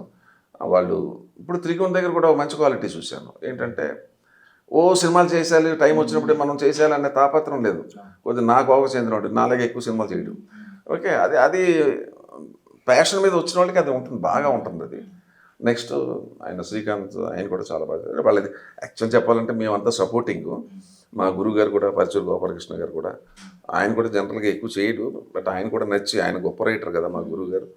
మరి వాళ్ళిద్దరూ పోటాపోటీగా నటించారు, శ్రీకాంత్ గారు ఆయన్ని మన త్రిగుణం. సో నేను అన్నది ఏంటంటే ఓ సినిమాకి వచ్చి సినిమా గురించి మంచి మాట్లాడాలంటే నేను సినిమా బాగుండాలి, హిట్ అవ్వాలని నమస్కారం పెట్టి దిగిపోతా. నేను ఎప్పుడు సినిమా గురించి చెప్పను. ఎందుకు చెప్పనంటే అందరూ ఏమంటారంటే మాకు ఏదో ఒకటి, అందరూ ఇదే మొదలెడుతున్నారు, అందరూ ఇదే చెప్తున్నారు అంటారు. అది నాకు ఇష్టం ఉండదు. అట్లా ఆ మాట నేను అనిపించుకోవటం ఇష్టం లేదు. బట్ నేను ఫీల్ అయ్యాను కాబట్టి ఈ సినిమా గురించి ఇంతసేపు మాట్లాడవలసి వచ్చింది. ఓకే, ఆల్ ది బెస్ట్ అండి. మీరు మరిన్ని సినిమాలు తీయాలి, 10 మందికి అన్నం పెట్టాలా. ఒక 20 ఏళ్ళు మీరు అలా సినిమాలు తీస్తూ, మంచి మంచి సినిమాలు తీస్తూ, ఆర్టిస్టులు ఎవరనేది ఇక్కడ ఆర్టిస్టులు ఎవరనేది కాదండి, ఈ క్యారెక్టర్కి ఆర్టిస్ట్ అనుకున్నప్పుడు మీరు ఎన్నుకుని మంచి సినిమాలు తీసి మంచి పేరు వచ్చి కాస్త ఆర్థికంగా కూడా బాగా సంపాదించి నిలబడాలని కోరుకుంటూ సెలవు తీసుకుంటాం. అదే మీరు ఆ నమ్మకంతో అంతకు మునుపు చెప్పాను నేను. నాకు ఫోన్ చేసేది నిన్నే అనుకుంటా, నిన్నే చూడాలి సినిమా చూడాలంటే కొన్ని అనివార్య కారణాల వల్ల నేను రాలేకపోయాను. నాకు వేరే అపాయింట్మెంట్స్, నాకు అంత పని ఉండటం వల్ల. మీరు ఎలా ఉందండి సినిమా అని అడిగా. నేను ఇంకో విషయం ఏంటంటే, ఒక సినిమా యాక్ట్ చేసిన తర్వాత నిర్మాతని మర్చిపోను. 1-2 నెలలకు ఒకసారి ఫోన్ చేసి అడుగుతూ ఉంటాను, ఎట్లా వచ్చింది సినిమా, ఎప్పుడు రిలీజ్. యాక్చువల్గా మన సెటిల్మెంట్ అయిపోయి డబ్బింగ్ చెప్పింది ఆ నిర్మాతకి మనకి అసలు సంబంధం ఉండదు, మళ్ళీ రిలీజ్కి ఇలా ప్రమోషన్కి తప్ప. బట్ నేను ఈయన అడగండి, ఆయన చెప్తాడు. ఆయన అసలు సార్ ఇప్పుడు ఆల్మోస్ట్ 8 నెలల పైన అవుతుంది సార్. ఒక 3-4 టైమ్స్ నేను ఊరికే ఫోన్ చేశాను. ఫోన్ చేసిన నువ్వు ఏమనుకోవద్దు, ఊరికే ఏమన్నా ఉన్నావా, బాగున్నావా, ఇప్పుడు అనుకుంటున్నారు, మెల్లగా చేయండి, ప్రశాంతంగా చేయండి, నా ప్రొడ్యూసర్ ఎప్పుడు బాగుండాలి, దానికోసం నేను కాల్ చేస్తున్నాను అంతే, డోంట్ వరీ. అసలు ప్రతిరోజు ఒక ఇది ఇస్తాడండి, ఉద్యోగం అంటాం పేరు కదా పక్కన పెట్టండి, చాలా ఆయన బూస్టప్ ఇస్తాడు. అసలు సంబంధమే లేదు, టక్కన ఫోన్ చేస్తాడు, ఏంద్రబ్బా శ్రీకృష్ణ సార్ ఏం లేదు, మా అంతా బాగున్నా, ఓకే సినిమా అంత బాగుంది, ఒకసారి టచ్ చేద్దాము, అట్లా 4-5 సార్లు చేశారు సార్. అంటే నేనైతే షాకే, ఫ్యాక్ట్ ఇది అంతే. అంటే నేను మొదట్లో చెప్పానండి, నా నిర్మాత బతికుండాలి, నేను యాక్ట్ చేసిన ప్రతి సినిమా బాగా ఆడాలని కోరుకుంటా. ఆ నిర్మాత బతికుంటే రేపు మేము ఇప్పుడు ఇంకో సినిమాలు మేము ఉండాలని ఎప్పుడూ కోరుకోను. ఆ క్యారెక్టర్ తగ్గట్టు ఆర్టిస్టులు ఉంటే ఒక 50 మంది టెక్నీషియన్స్, 30-40 మంది ఆర్టిస్టులు 3 పూట్ల అన్నం తింటారు, ఇండస్ట్రీ కలకలాడుతుంది. నిర్మాత లేకపోతే ఇండస్ట్రీ లేదు. అంచేత నేను నిర్మాత శ్రేయస్సు, నిర్మాతనే నా దైవంగా భావిస్తాను. కాబట్టి నేను అప్పుడప్పుడు ఎందుకు ఫోన్ చేస్తానంటే ఎలా ఉన్నాడు ఏంటంటే, పెద్ద నిర్మాతలు నేను చేయను, ఇంతవరకు నా లైఫ్లో ఒక్కసారి కూడా చేయలేదు ఎవరికి. చిన్న నిర్మాత అంటే మాత్రం కొద్దిగా వెంటబడతాను. ఈయనకన్నా ముందు ఒక 2 సంవత్సరాల క్రితం స్టార్ట్ అయింది, కొన్ని అనివార్య కారణాల వల్ల ఆగిపోయింది ఆ సినిమా. మెయిన్ క్యారెక్టర్ నేను. అది నెక్స్ట్ మంత్ నవంబర్లో రిలీజ్ అవుతుంది, డేట్ కూడా చెప్పాడు డైరెక్టర్. మీ నెంబరు ప్రతి 3 నెలలకు ఒకసారి ఫోన్ చేసి ఎక్కడి దాకా వచ్చాయి, ఏం పని డబ్బింగ్ అయిపోయింది, అది మాకు పని ఉండదు అసలు actually. But no wish all the best అండి. సక్సెస్ఫుల్ సినిమా తీయాలి. Okay, compulsory sir. Thank you very much sir. So ఇందాక సురేష్ గారి గురించి మాట్లాడుకున్నాం సార్. ఒకప్పుడు ఆయన చాలా అందగాడు, అప్పట్లో హ్యాండ్సమ్ విలన్ హ్యాండ్సమ్ హీరో రెండు చేశారు. సో ఇప్పుడు త్రిగుణ్ గారి విషయంలో కూడా సేమ్ రిపీట్ అవుతుంది. ఈయన హ్యాండ్సమ్ విలన్ కూడా కొన్ని విలన్ యాంటాగనిస్ట్ రోల్స్ చేస్తున్నారు, ప్రోటాగనిస్ట్ రోల్స్ చేస్తున్నారు. సో మీకు ఏమన్నా ఇప్పుడు ఈ జనరేషన్ ఈ హీరోని మీ పాత జనరేషన్ హీరోని కంపేర్ చేసి ఆ క్వాలిటీస్ ఈ క్వాలిటీస్ కంపేర్ చేసి ఏమున్నాయి, ఇందులో మంచి క్వాలిటీస్ ఏమున్నాయి చెప్పండి. పాత కొత్త అనేది పక్కకు పెడితే మంచి క్వాలిటీ అనేది ఎప్పుడు ఒకటే. మా రోజుల్లో మేము ఎలా ఉండేవాళ్ళం, ఇప్పుడు ఈ కుర్రోడు అలాగే ఉన్నాడు. ఓకే, ఇప్పుడు నేను పొగడమంటే నా వల్ల కాదు. నాకు తెలియని సబ్జెక్ట్ మాట్లాడమంటే నేను మాట్లాడలేను. నాకు పొగడమంటే నేను పొగడను. నేను ప్రమోషన్స్కి వచ్చినప్పుడు ఇంతసేపు మాట్లాడినా, ఈ సినిమా నేను యాక్ట్ చేశాను కాబట్టి బాగుంది, సినిమా బాగా ఆడాలని కోరుకుంటున్నాను, నిర్మాత బాగుండాలని కోరుకుంటాను తప్ప నేను అంతకుమించి మాట్లాడను. అండ్ సార్ పొగడాలంటే ఫర్ ఎగ్జాంపుల్ ఒక ఆల్మోస్ట్ 10 years అయింది ఫస్ట్ టైం నేను సార్ని కలవడం. కానీ తుంగభద్ర అని ఒక సినిమా షూట్ చేస్తున్నాను అండి, వరాహి చలనచిత్రం, గుంటూరులో షూటింగ్. సార్ క్యారెక్టర్ సార్ వచ్చారు. నాకు మోర్ దెన్ సీనియర్ యాక్టర్ కన్నా మా యూనియన్ మాకు ఏమన్నా ఇంకా టిల్ డేట్ నేను ఇక్కడ సర్వైవ్ అయిన ఇష్యూస్ అంటే definitely is because of our union కూడా అండి. Mass already been very supportive. So నాకు ఆ భయం ఒకటి ఉండేది. ఇటువైపు ఏమో కోట శ్రీనివాసరావు కోట గారిని చూస్తేనే అదొక భయం. ఆల్ సచ్ సత్యరాజ్ గారు సార్ ఇట్లా 3 సీనియర్ యాక్టర్స్ ఉన్నారు, నాది ఉండింది, నేను చేశాను, సార్ ఇలా నా వైపు వచ్చారు. నాకేమో సరే తిట్లేమన్నా పడతాయి, వచ్చి బాగా చేస్తున్నావే, బాగా చెయ్యి. ఐ ఫెల్ట్ సో, అంటే అక్కడ ఆల్మోస్ట్ ఒక 200-300 మంది జూనియర్ ఆర్టిస్ట్ పెద్ద సీన్ చేస్తున్నప్పుడు ఆ పుష్ అన్నది చాలామంది చెప్పరండి. నాకు అప్పటి నుంచే సార్ మీద ఒక ఓకే.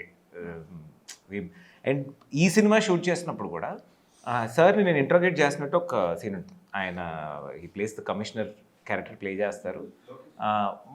పర్ఫామ్ చేసి కట్టనంగానే చెప్తారు, బాగా చేసావయ్యా, ఇందాక చేసావు కదా బాగా. And he's telling he's aged and all, కానీ ఆయన ఆల్మోస్ట్ మన ఏజ్కి పోటీ. నేను మళ్ళీ చేస్తాను, నాకు దిస్ ఇస్ ఇంట్రెస్టింగ్, దీన్ని ఇలా చెప్పావు. నేను ఆ encouragement interest will ask us to push more, especially working with seniors. And sir అదృష్టం సార్, మళ్ళీ సెకండ్ ఫిల్మ్ అంటే ఈయన పొగుడుతున్నాడు, నిజం ఉంది, పొగుడుతున్నాడు అంటే ఏదో మస్కా కొట్టగా కాదు. మేము ఎక్కడ నేర్చుకున్నాం పెద్ద ఒక నా అసంతృప్తల్లో ఏంటంటే ఒక నాగేశ్వరరావు గారితో చేయలేదు కదా నాకు. నేను అందరితోటి ఆ 2 సినిమాలు మా గురువు రామారావు. ఒక ఉదాహరణ చెప్తా, నేను ఇతను పొగిడేమన్నాడు, అది చాలా చిన్న మ్యాటర్. ఫస్ట్ ఫిలిం మన దేశం ఆయనకి, లాస్ట్ ఫిలిం నా దేశం. 300 సినిమాలు హీరో ఎన్టీ రామారావు. భగవంతుడు, దేవుడు, కృష్ణుడు, అర్జునుడు అన్నీ వేసిన ఆయన, యూనివర్సల్ యాక్టర్. నా లైఫ్ ఏంటంటే నాకు అదృష్టం వచ్చింది ఆయనతో యాక్ట్ చేసేది. 2 days చేశాను, 3 days, ఓన్లీ 3 days. నన్ను ఎంత మెచ్చుకున్నాడంటే ఒకే ఒక్క షాట్ చెప్తాను ఆ సినిమాలో, ఒక్క షాటు. అంటే నాకు చాలా పెద్ద టైటిల్ ఇచ్చాడు, టీవీ కెమెరా ముందు చెప్పలేను. అది చెప్తాను, నన్ను నేను పంపు కొట్టుకున్నట్టు. వెనకాల బ్యాక్గ్రౌండ్ సాంగ్ వస్తుంది, ఉన్నాడు రా దేవుడు అని చెప్తాడు. ఆ ఎన్టీ రామారావు గారు ఆ హీరో వల్లే నా చేతులు పోతాయి. సో నేను జీవనాధారం ఏంటంటే కుమరి కొండలు తయారు చేసుకుని బతికాను. సో నాకు జీవనాధారం లేదు. సో నా చెట్టు కింద ఇలాగుంటే ఆయన వచ్చి మట్టి కుండలు తయారు చేసి నాకు అన్నం తినిపిస్తాడు. తినిపిస్తున్నప్పుడు బ్యాక్గ్రౌండ్ దేవుడు ఉన్నాడు అని రామారావు గారి మీద చేస్తాను. డైరెక్టర్ గారు వచ్చి ఆయన, శ్రీకృష్ణ నీకు డైలాగులు లేవు, ఓన్లీ ఎక్స్ప్రెషనే, ఓన్లీ ఎక్స్ప్రెషన్, ఆ గ్రాటిట్యూడ్ ఉండాలి అన్నాడు. దానికి రిహార్సల్ చేద్దామా అంటే దీనికి రిహార్సల్ ఏంటి సార్, చేద్దాం. రామారావు కూడా ఇంకా ఏం పిల్లవాడు బ్రహ్మాండంగా చేస్తున్నాడు, నో రిహార్సల్, టేక్ అన్నాడు. టేక్ చేసాం. టేక్ చేసిన తర్వాత అందరూ చప్పట్లు కొట్టారు. నాకు 100% తెలుసు రామారావు గారు ఆయనకు ఒక మేనరిజం ఉంది. ఇలాగంటాడు, 7 కళ్ళనీళ్ళు ఇలాగంటాడు తప్ప ఇలాగంటాడు ఆయన. అయిపోయింది. నేను మెల్లగా చేతులు తీసుకుని నింపడుతుంటే అందరూ క్లాస్ కొట్టారు. కొట్టినప్పుడు ఆయన ఏం బాబాయ్ గారు ఏం అన్నాడు అంటే, భలే రియాక్షన్ చాలా బాగుంది సార్. ఆయన చెప్పకూడదు కదా యాక్టింగ్, ఆయన అన్నీ చేసుకుంటూ వెళ్ళిపోతాడు. ఆయన బాగా చేశారు. ఏం మాట్లాడుతున్నారు, అక్కడ నటించేది ఎవరు, వారు అలా నటించినప్పుడు మేము ఎలా నటించాలని. అంటే 300 సినిమాలు చేసిన ఆయన, నేను 3 సినిమాలు చేసిన హీరో, ఆయన 300 సినిమాల హీరో. ఆ మహానుభావుడి దగ్గర నేను నేర్చుకున్నది ఇది. అది పెద్దరికం సార్. అది అంచేత ఇది ఏదో గొప్పని అనుకోవద్దు. మేము నేర్చుకున్నాం పెద్దవాళ్ళ దగ్గర, మేము ఇలా ఉండాలి అని అనుకున్నాం, అంచేత ఇలాగ ఉంటున్నాం. 2-3 ఎగ్జాంపుల్ చెప్తా. ఎవరన్నా బాగా చేస్తే నేను ఉండలేను, నా వల్ల కాదు, చెప్పేయాలి ఇమీడియట్గా, కడుపులో దాచుకోలేను నేను. బాగా చేశాడే అని నాకు ఆ ఫీలింగ్ వచ్చేస్తుంది నాకు. అది ఇప్పుడు ఇతను చెప్పినట్టుగా కరెక్ట్. అది ఒక ఉదాహరణ చెప్తాను మీకు. సాయి అని మన సింగరు రామకృష్ణ గారు అబ్బాయి టీవీలో యాక్ట్ చేస్తుంటాడు. ఏదో సినిమాలో కృష్ణుడు, టీవీలోనో దేంట్లోనో సినిమా కృష్ణుడు వేషం వేశాడు. చాలా ముద్దుగా చాలా బాగా యాక్ట్ చేశాడు. అరే ఇతని నెంబర్ నా దగ్గర లేదే, చూసి గబగబా నేను మా మూవీ ఆర్టిస్ట్కి, నేను executive vice president, Murali Mohan గారు ప్రెసిడెంట్, గబగబా త్వరగా ఫోన్ చేసి నాకు ఆ నెంబర్ కావాలి ఇవ్వండి అన్న. పాపం వాళ్ళు మెసేజ్ చేశారు, ఇమీడియట్గా కొట్టారు. కొడితే సాయి ఫోన్ రిసీవ్ చేసుకున్నాడు. చేసుకుంటే సాయి ఎక్కడ ఉన్నావు, అవేమో షూటింగ్లో ఉన్నాడు, డిస్టర్బ్ చేయకూడదు కదా మనం ఉంటే. సార్ మీరే ఫోన్ చేశారండి అంటే, భలే ఉన్నావా, నాకు ఎన్టీ రామారావు చూసినట్టు అనిపించింది, భలే యాక్ట్ చేసావు, ఎక్స్ప్రెషన్ చాలా బాగుంది అన్న. నాకు అటు నుంచి మాట్లేదు ఏంటి వినపడిందా వినపడలేదా ఏంటి నాకు అర్థం కాల. అంటే సార్ థ్యాంక్ యూ సార్, అప్పుడు వచ్చింది, కొద్ది లేట్గా వచ్చింది, ఒక పాజ్ ఇచ్చాడు మధ్యలో అనేసి, ఎక్కడున్నావు అన్నాను. నేను సాయిబాబా టెంపుల్ షిరిడీలో ఉన్నాను సార్ అన్నాను. అంటే ఈ ఎగ్జాంపుల్ ఎందుకు చెప్తున్నానంటే, నేను ఉండలేను, ఉండబట్టలేను, ఆ స్పాట్లో కక్కేయాలి. అందరికీ ఆ మనసు రాదు సార్. అంటే ఇప్పుడు ఒక కళాకారుడిగా మేము ఎంత సంపాదించినా, హిట్లు ఇచ్చిన, సినిమాలు వచ్చినా సార్, ఎవరైనా మీరు ఒక యాంకర్గా కూడా ఎవరైనా మీరు బాగా చేశారని చెప్పేటప్పుడే మనకు ఒక ఫుల్ఫిల్మెంట్ వస్తుంది కదా. నాకు రామారావు గారి దగ్గరే నేర్చుకున్నది అది, అంతే తప్ప నేను కొత్తగా నేర్చుకున్నది ఏం లేదు. అది ఆయన ముందు మేమెంత ఏం. ఇప్పుడు నాకు ఏ సినిమాలోనే అవార్డు రాలేదు, చాలామంది అడిగారు నన్ను. నాకు ఈ అవార్డుల మీద నమ్మకం లేదు, గౌరవం ఉంది కానీ అంత పట్టించుకోండి, వచ్చిందా లేదా. నేను హీరో చేసిన సినిమాలు అన్నీ 100 డేసే, దేనికి కూడా పంపించాలి, మన ఫారం ఫిల్అప్ పంపించాలి థాట్లేదు. తర్వాత ఎన్ని సినిమాలు చేశాం కదా, ఎన్ని సినిమాలు వదిలేసాను, ఇప్పుడు అసలు సంఖ్యాపరంగా ఎన్ని సినిమాలు వదిలి నాకే తెలియదు, ఒక 50 సినిమాలు వదిలేయండి.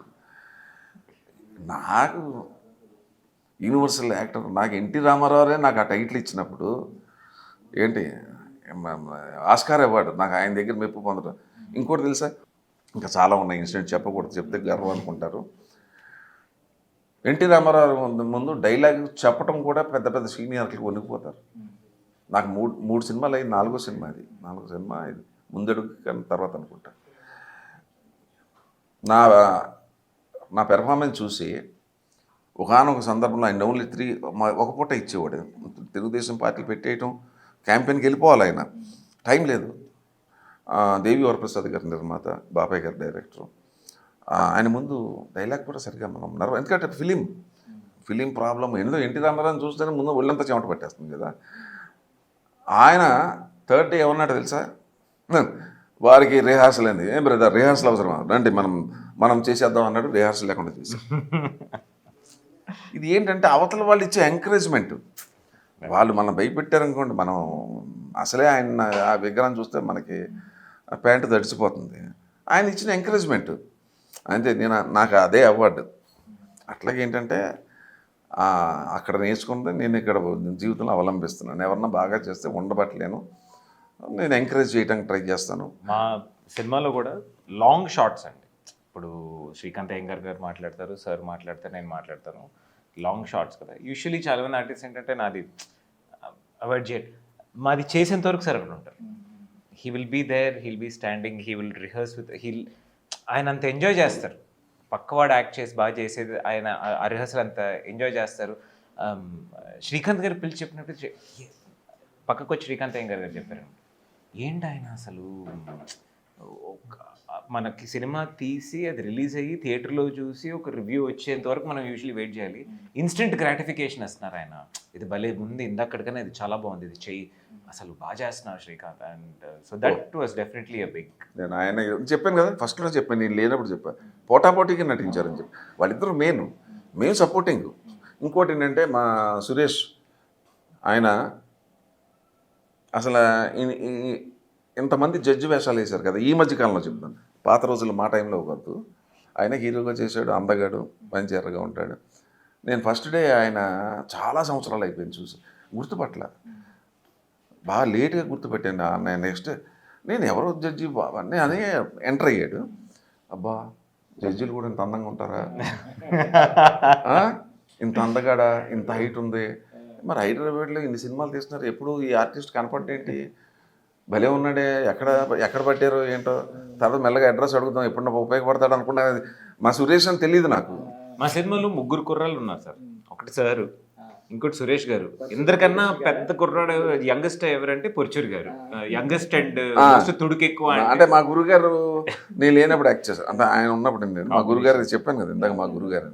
ఈయన చూస్తే తర్వాత నెక్స్ట్ డే ఈ నవ్వు ఎక్కడో చూశాను, ఈ మాట ఎక్కడో విన్నాను, ఈ ఎవరో తెలియట్లేదు అని కొద్దిగా పదును పెట్టేటప్పుడు నేను సురేష్, నేను ఎలా ఉంటుందంటే నా బిహేవియర్, తప్పుని కప్పించుకోవడానికి never I try, I don't care. తప్పు చేశాను, తప్పు ఏంటి, తప్పు చేశాను కాబట్టి తప్పు అని ఒప్పుకుంటున్నా. సురేష్ ఏమనుకోవద్దు, నువ్వు సురేష్ అని నాకు తెలియదు, నాకు నేను గుర్తుపట్టలేదు అన్నా కదా, మన ముగ్గురు ఉన్నాం. అవునా సార్, నేను నన్ను గుర్తుపట్టలేదన్నమాట, మీరు నాకు గుర్తుపట్టలేదమ్మా. ఏంటంటే ఇంత అందగా ఓ జడ్జిగా ఎంత బాగుంటాడా, ఇంత బాగా కొత్తగా ఉంది ఈ సినిమాలో. ఈ సినిమాలో ఏంటంటే ఆయన ఒక హైలైట్, అతను జడ్జిగా వేయటం అనేది హైలైట్. ఆయన ఎంత బ్యూటీ అసలు. ఏదన్నా హీరో 100 సినిమాలు పైన చేసినారు కదా, ఆ అనుభవం ఎక్కడ పోతుంది, ఆ పద్ధతి. ఇప్పుడు జడ్జి అన్నట్టుగా ఒక స్టీరియో టైప్, డింగ్ డింగ్ కొట్టడం ఇవన్నీ ఉంటాయి కదా. అది అసలు నాకు చాలా భిన్నంగా చేశాడు ఆయన. అంటే వాళ్ళిద్దరూ డిఫరెంట్, హీరో త్రిగుణ్ణి అతను, శ్రీకాంత్ అయినా, తర్వాత సురేష్ ఓ పక్కన, నేను ఓ పక్కన, తర్వాత టీవీ యాంకర్ అంజలి కూడా కొత్త, ఆవిడ కూడా చాలా కొత్తగా చూపెట్టారు. తర్వాత మా గురుగారు పరచూరు గోపాలకృష్ణ గారు, ఆయన ఏ వేషం నాకు తెలియదు కానీ ఆయన పెట్టుకున్నారంటే ఏదో విషయం లేకపోతే పెట్టుకోరు. ఆయన గురుగారి క్యారెక్టర్ సార్. ఓకే నాకు గురుగారి క్యారెక్టర్. వీడు ఎందుకు ఇలా తయారవుతాడంటే, గురుగారు ఎంత పెద్ద రౌడీ అయితే క్యారెక్టర్ ఎంత తయారవుతుంది అన్న. ఎందుకంటే 300 సినిమాలు చేసిన రైటర్స్, ఆర్టిస్టులు వాళ్ళు. డైరెక్టర్ గారు చెప్పినప్పుడు అడిగాను సార్, సార్ అంత పెద్ద ఆర్టిస్ట్ ఆయన ఇప్పుడు ఎక్కువ యాక్ట్ చేయట్లేదు కదా సార్, చేస్తారంటే లేదు సార్, నేను వెళ్ళి సబ్జెక్ట్ చెప్పాను, చెప్పగానే బాగుంది, నువ్వు పిలవయ్య, నేను చేస్తాను, నేను 2 రోజులు కాదు 3 రోజులు కూడా చేసి పెడతాను. లేదు, అదే మీ అంతా సేమ్ ఒకే బ్యాచ్ లో కదా, అందరూ అక్కడ ఒక చోట నుంచి వచ్చాం కదా, నచ్చితే ఇంకా ఐఎమ్ హ్యాపీ. నాకు వచ్చిన ప్రాబ్లం మాది ఒక పెద్ద మైనస్ ఉంది, చాలా పెద్ద మైనస్, ఓపెన్గా చెప్పేస్తున్నా, ఏం మొమ్మాట లేదు. నచ్చకపోతే జుట్టు పట్టి లాగినా మీరు రాము, అది మాకు నచ్చాలి, మా మనసుకు నచ్చితేనే చేస్తాం. డెఫినెట్. అంటే ఉద్వేగం సినిమాలో ఇంకొక పెద్ద ఇంపార్టెంట్ విషయం ఏంటంటే, ఇంతమంది సీనియర్ ఆర్టిస్ట్ మళ్ళీ ఎప్పుడు ఒకే ఫ్రేమ్లో ఇట్లాంటి ఒక సినిమాలు తీసుకొస్తానో నాకు తెలియదు. అట్లీస్ట్ నాకు సార్ నేను యాక్చువల్ అదే అనుకున్నాను, ఏంటంటే సీనియర్స్ అప్పుడు ఒక జనరేషన్స్ ఎన్ని 3-4 జనరేషన్స్ కవర్ అయినట్టు జనరేషన్ కి at least in our film we get to see them. వాళ్ళని ఆ టైం పీరియడ్ లో మళ్ళీ డాక్యుమెంట్ చేసి ఒక క్యారెక్టర్ కింద చూడడం. సార్తో మళ్ళీ 10 years తర్వాత చేస్తున్నాను. I'm able to register it. ఆ యాక్టర్ నా సినిమాలో అడుగుతారు కదా కొన్నేళ్ళ, నువ్వు ఎవరెవరితో యాక్ట్ చేసావు, నువ్వు ఏం చేశాను అంటే చెప్పుకోవడానికి at least we should have something అలా. సో అలా నాకు ఇంతమంది వర్సటైల్ యాక్టర్స్ ఈ ఫిల్మ్లో. అండ్ సరే, నా 25వ cinema sir actually, my 25th film as Tamil ఎక్కువ ఉన్నట్టు అన్నీ కలిపి సార్, అన్నీ కలిపి 25th ఫిల్మ్ అనమాట. So it's even more special. You know I feel like all the seniors are blessing me in my important film అన్నట్టు. ఒకటే త్రిగుణ్, టాలెంట్ ఉన్నప్పుడు ఎన్ని కుతంత్రాలు పనినా, ఎన్ని అవరోధాలు కలిగించినా, కొద్దిగా మనకి ఆ యోగం ఉన్నప్పుడు టాలెంట్ని ఎప్పుడు ఆపలేడమ్మా. True sir. టాలెంట్ని ఆపటం అనేది సర్వ కళ్ళ. వాళ్ళు 10 జన్మలు ఎత్తినా కూడా టాలెంట్ని ఆపలేరు. Talent is nothing else but like a flowing వాటర్ని ఇక్కడ అడ్డు కట్టేస్తే ఇంకో చోట నుంచి వెళ్ళిపోతూ ఉంటుంది. చాలా బాగా చెప్పారు సార్. అది వాటర్ని ఎవడాపుతాడు, ఎవడు ఆపలేడు. కాకపోతే దానికి వెళ్ళే మార్గం భగవంతుడు క్రియేట్ చేయాలి. అంటే మన కృషి, మన కష్టమే కాదు, అది కొద్దిగా ఉంటే ఒక రోజు కాకపోతే ఇంకో రోజన్నా సక్సెస్ అవుతారు. Anyhow all the best. I hope మళ్ళీ మన ఇద్దరం మళ్ళీ ఇంకో సినిమా చేయాలి. Definitely sir. ఆ? నేను ఇంకో ఈ సినిమా సక్సెస్ అవ్వాలి, నిర్మాత సినిమాలు రావాలి, డైరెక్టర్ రావాలి, నువ్వు ఎస్టాబ్లిష్డ్ హీరో అవ్వాలని కోరుకుంటాను. ఓకే, కాకపోతే 10 ఏళ్ళు కాకుండా మళ్ళీ నెక్స్ట్ నెక్స్ట్ ఇయర్కే చేసి లేదు ఇప్పుడు అడిగితే కానీ అమ్మ అన్నం పెట్టదు. నేను కోరుకున్నాను మనసులో మళ్ళీ ఇతనితో యాక్ట్ చేయాలని. ఏదో సినిమా వస్తుంది చేస్తాం. అండ్ ఒక రెస్పాన్సిబిలిటీ ఉంటుంది సార్. ఇప్పుడు ఆ వెయిటేజ్ ఇప్పుడు నేను అడిగిన మొహమాటం కోసం ఓకే మనకు ఒక స్పేస్ ఉంది. ఇప్పుడు సార్ చెప్పినప్పుడు కూడా చెప్పాను, చాలా కేర్ నాకు హ్యావ్ అ గ్రేట్ రిలేషన్షిప్, కరెక్ట్గా ఉంది రోలు, స్పేస్ ఉంది, ఆయనకి నచ్చిందంటే మీరు వెళ్ళండి. అఫ్ కోర్స్ ఒక చిన్న హీరో వస్తున్నాడు వాడికి సపోర్ట్ చేద్దాం అని చేసే మెంటాలిటీలో చాలా చేస్తారు.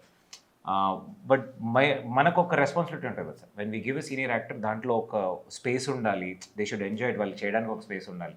కుదిరింది డెఫినెట్గా కుదిరేటప్పుడు ఇంకా సార్ని అయితే సార్ కుదిరితే ఇంకా వెళ్ళి తీసుకొచ్చాడు. సమస్య లేదు మాకు నచ్చాలి అంతే ప్రాబ్లం. అదొకటి కొద్ది దానివల్ల చాలా మైనస్ వల్ల చాలా ఇబ్బందులు ఉంటాయి. బట్ తప్పదు, ఎందుకంటే నేను ఎవరి కోసం బ్రతకట్లేదు కదా, నా కోసం బ్రతుకుతున్నా, నా సంతృప్తి కోసం బ్రతుకుతున్నా. అప్పుడు నా సంతృప్తి ఉన్న వేషాలు వేసుకుంటాను. నాకు సార్ దగ్గర పర్సనల్ లైఫ్లో చాలా నచ్చింది ఏంటంటే, మేము ఒక meeting for something and sir అర్జెంట్గా బయలుదేరుతున్నారు. నేను సెండ్ ఆఫ్ చేయడానికి వెళ్తుంటే నాకు ఏం లేదమ్మా ఇంట్లో ఎవరు లేరు, మా కుక్క పిల్ల ఉంది, have to go feed him, వాడు ఎక్కువసేపు నాకు ఐ వాజ్ రియలీ టచ్డ్ అనమాట.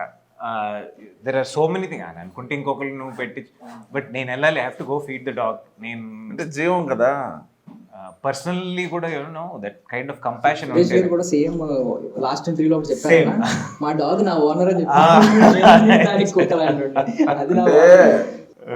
వేరే జంతువులు ఇంట్లో ఎందుకు పెట్టుకోం? ఆ సునకాన్ని ఆ కుక్కని ఎందుకు పెట్టుకుంటాం? విశ్వాసపాతం కాబట్టి. అది మన బిడ్డ లాంటిదే, దానికి జీవం ఉంది. ఇది ఒకటే లేదు దానికి, కానీ మనిషికి లేని గుణం దాని దగ్గర ఉంది, విశ్వాసం ఉంటుంది దానికి. అది థ్యాంక్ యూ పెట్టకపోతే ఇప్పుడు ఏం చేశాను తెలుసా, ఇవాళ కూడా లక్కీగా అందరూ ఊరు వెళ్ళారు, వాళ్ళది మ్యారేజ్ ఉందమ్మా ఆయన కూడా నిన్న ఫోన్ చేసి చెప్పాను, తీసుకెళ్ళి దానికి మళ్ళీ మా అబ్బాయి పైన ఉంటాడు, నేను పొద్దునంతా దాన్ని చూసుకుని ఇప్పుడు దాహమ్మ అని చెప్పి తీసుకుని వెళ్ళి మళ్ళీ నేను 3 hours ఉంటాను కదా, ఇప్పుడు ఇక్కడి నుంచి వెళ్ళే వరకు అది ఏమైపోతుందో, ఒంటరిగా ఉంటుంది, ఫీల్ అవుతుంది, మళ్ళీ ఎవరు లేరని చెప్పని తీసుకెళ్ళి వాళ్ళ ఇంట్లో అప్పచెప్పేసి భోజనాన్ని ఏర్పాటు చేసేయండి అని చెప్పి నేను వచ్చేస్తానని చెప్పి వచ్చేసాను.